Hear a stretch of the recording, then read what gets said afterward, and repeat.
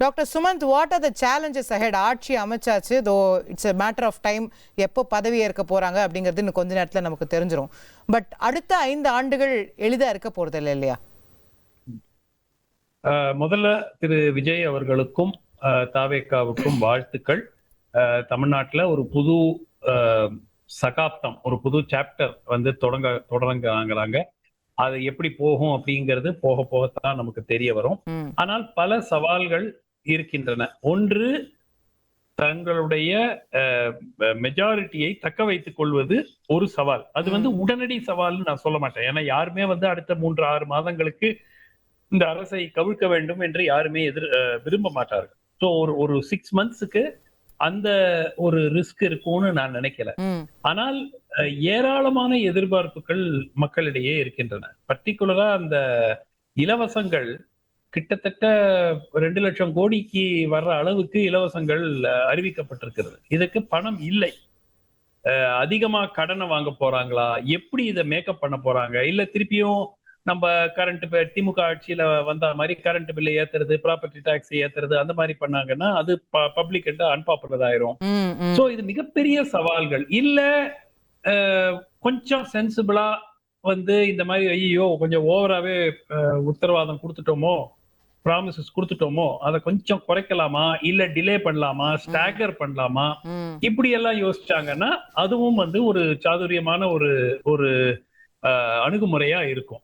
But இதை தாண்டி 2-3 விஷயம். இந்த கவர்னன்ஸை பொறுத்த வரைக்கும் அவர் கம்ப்ளீட் பிளாக் பாக்ஸ். பிளாக் பாக்ஸ்னா உள்ள என்ன இருக்குங்கிறது யாருக்குமே தெரியாது. சோ என்ன செய்ய போகிறார்? ஏன்னா அவர் வந்து ரொம்ப he doesn't speak very much இல்லையா? அந்த இதுல கூட இப்போ இது வரைக்கும் வெற்றி பெற்ற பிறகு மக்களிடையே இது வரைக்கும் அவர் ஒரு முறை கூட பேசலையே. கரெக்ட். ஒரே ஒரு அறிக்கை வந்துச்சு அன்னைக்கு முந்தா நாள். அதுக்கப்புறம் இன்னைக்கு +2 ரிசல்ட்டுக்கு ஒரு அறிக்கை வந்துச்சு. அதை தாண்டி கட்சியிலிருந்தும் அதிகாரப்பூர்வமாக எதுவும் வரவில்லை. 2வது, முதலமைச்சர் ஆன பிறகாவது இந்த பழக்கத்தை மாற்றிக்கொண்டு மக்களிடையே அதிகமாக தங்கள் கருத்துக்களை தெரிவித்துக் கொள்ள வேண்டும். பிளஸ் இது ஆஸ் அ சிஎம் நீங்க பாத்தீங்கன்னா அவருடைய who are going to be his officers, இதுதான் ரொம்ப ரொம்ப முக்கியம். ஏன்னா இந்த விஜய்க்கு மட்டும் அனுபவம் கம்மி இல்ல அரசியல் ரீதியா. அந்த ஃபுல் டீமுக்கு எக்ஸப்ட் திரு செங்கோட்டையன், ஜெயசிறி பிரபாகரன், இந்த மாதிரி 2-3 பேரை தவிர மத்தவங்க யாருக்குமே எக்ஸ்பீரியன்ஸ் கிடையாது. அந்த மாதிரி ஒரு சூழல்ல யார் அந்த ஐஏஎஸ் ஐபிஎஸ் ஆபீசர்ஸ்? தமிழ்நாட்டுல 2 வெரைட்டி தாங்க. திமுக ஆபீசர்ஸ், ஏடிஎம்கே அதிமுக ஆபீசர்ஸ். ரைட்டா?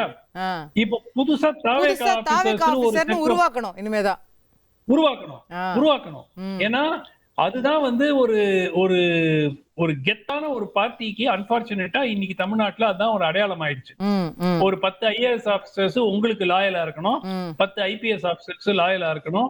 அதே சமயம் அவங்க திமுக போய் அரசுக்குள்ள நடக்கிறது எல்லாத்தையும் திமுக அண்ணா திமுக சொல்லாம இருக்கணும். நிறைய விஷயங்கள் இருக்கு இதுல.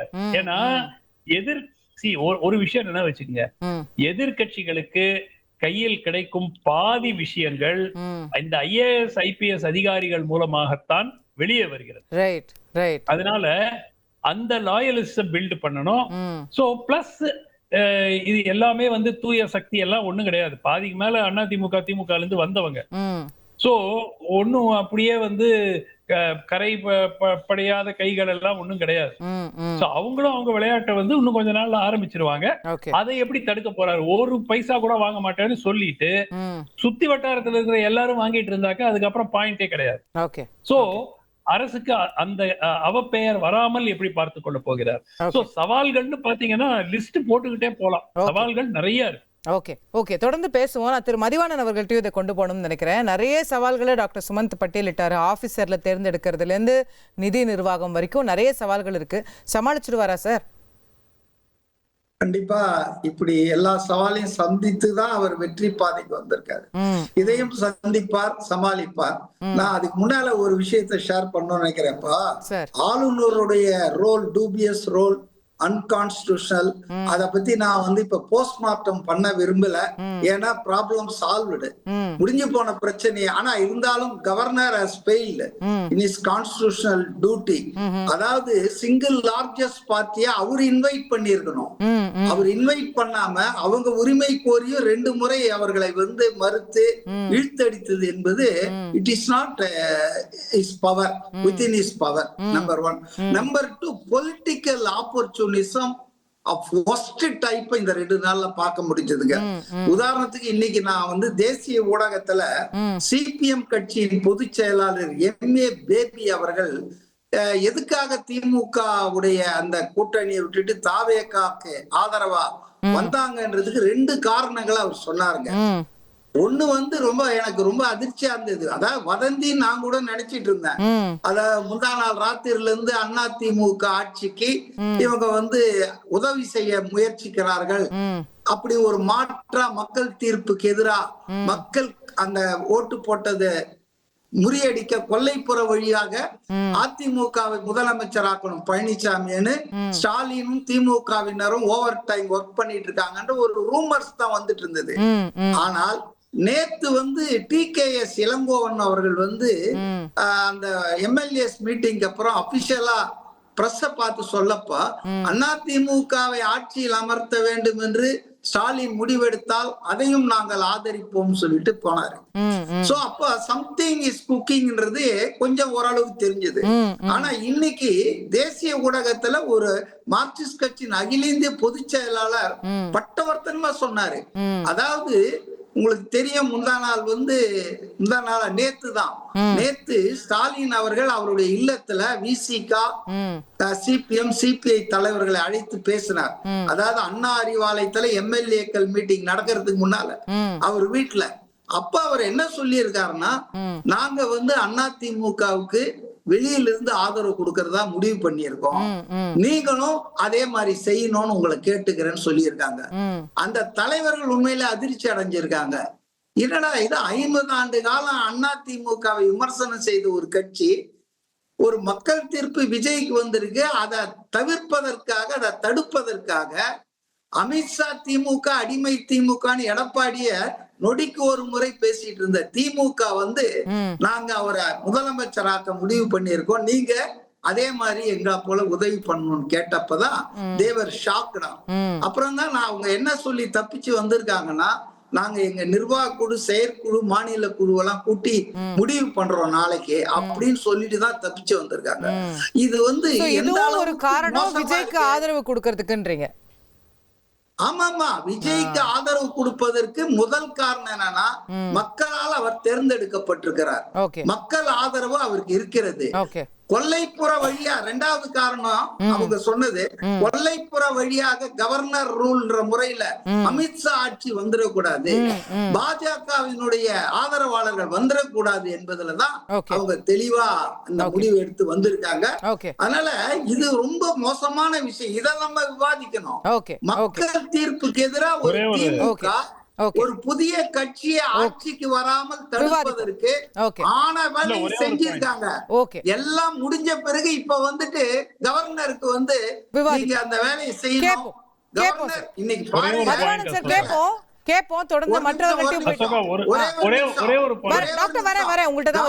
கவர்னருடைய செயலை கண்டித்து காங்கிரஸ்காரர்கள் இன்னைக்கு ஆர்ப்பாட்டம் பண்ணப்போ திமுக காரங்க அவங்கள போய் அடிச்சிருக்காங்க மயிலாடுதுறையில. இது என்ன இது? கேட்போம், விவாதிப்போம். இது பற்றி திரு திருச்சிவேலுசாமி அவர்களுக்கும் கருத்து இருக்கும், அவர்கிட்ட கேட்கணும். டாக்டர் சுமந்த் சுருக்கமான சுருக்கமா ஒரே ஒரு சின்ன பாயிண்ட் தான் எனக்கு கிளாரிபிகேஷன் வேணும்.